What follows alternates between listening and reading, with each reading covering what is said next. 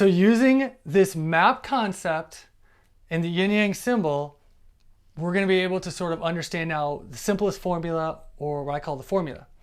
It's being able, this cycle right here represents and plays out all day long. And we can take advantage of it.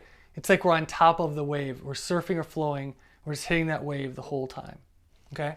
So the cycle we're going to follow, that follows nature, right? Think about this. People wake up. Think about hunter-gatherers back in the time. Think hundreds, thousands of years ago.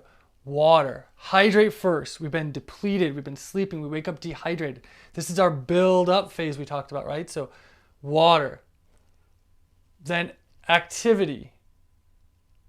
Then recovery with food, and then recovery from eating food, rest. So this is a cycle that takes place about every 2 to 3 hours. Some people say 90 minutes. I say every 2 to 3 hours, just depending on our own biology and what we've gotten used to, right? So we want to begin, after recover, we want to begin with hydration.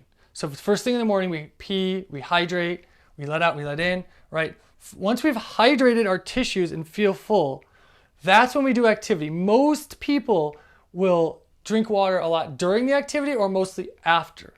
We want to separate on opposite sides of the same stick, water and nutrients. So minerals, hydration, food, nutrition, right? They seem like they're would be good together, but they're not. We don't drink water with our food. We hydrate, fill up our tissues, activate. You think of lightning, right? Water is a powerful conductor for electricity. We are nothing but bioelectricity. So minimal amounts of dehydration that are almost imperceptible will make us feel weaker, more tired, change our state that we're in, our mood, and that might derail our whole attitude. So water, then into activity. Depending how long you have, right? Like in the morning, I drink water and do activity within 5 minutes of the other. So I'm pretty squished, but I don't want to wake up, drink water, wait an hour and be active, right? So I usually will put my water and activity closer together, but you'll see from activity, and sometimes we can hydrate during that, but we don't want to go into, we want to go into activity pre-hydrated. Once we pre-hydrated, our currency is firing, we're able to do stuff more easily. Once we've done activity and finished that, see this yin start, we're hitting recovery. So the second we finish a workout, that's why I say 20 minutes, people will say, and you've got to get this nutrition into you. You can get your protein or whatever, people will say. We're most absorbent for that first hour after activity, and especially the first 20 minutes, depending on the level of activity. So once we finish activity, we're going to start to go into nutrition. We're going to fill back up. As our body is becoming more absorbent, we're going to give it nutrients, right? And once we've eaten nutrients, we want to let our body digest and do the process. So from food, we go into more of a passive recovery. Now, depending where you are, you could be at work and just passively be doing work. It varies, right? But that's sort of based upon your activity, this is recovery. So now in this cycle, we can say, that's for me, we can say at 6 a.m., we'll say, someone drink water and then do your activity. Then when you're done with your activity at 7 a.m., have breakfast, right? And then as you get sort of ready for the day, you're passively doing things, but you're not doing it nearly as active. We recover. And then as our body starts to recover, we start to need water again. So now 2 or 3 hours later, we're having this hydration again. And then our body starts to get stiff, so we need to activate some more activity. It can be light, doesn't have to be hard, but just, again, using our cycle that we've already laid out or going to lay out.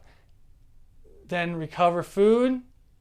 So again, we do this. The more times we can cycle through this in a day, the better we feel, period.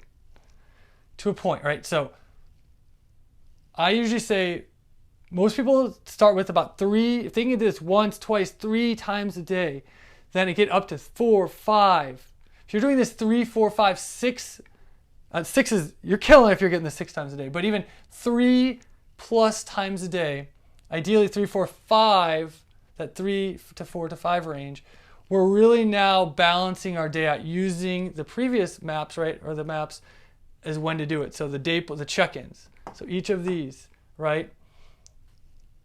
represent spokes, and those are the times that support the other activities. So we check in doing water, then activity, then food, then recovery. So hydration, minerals, activity, movement, nutrition, recovery down here, right? So that's the whole process. Food, nutrition, recovery.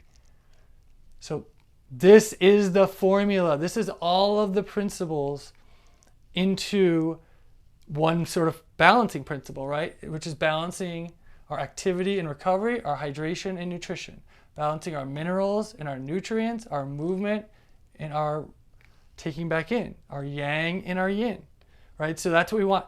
It's homeostasis is not what we thought when we were growing up in kids. It's not doing anything and just staying balanced. Homeostasis is having your extremes create balance. So having the yang be offset with the yin, having the yin be offset with the yang. This is what we want. This is the key, okay? So please drop these in, follow your templates, follow the Dayflow system, manual or Dayflow journal, sorry, because it's all built in. You can see the check-in points and they just drop right in. You just follow along with your templates and this will happen and you will feel amazing, I promise.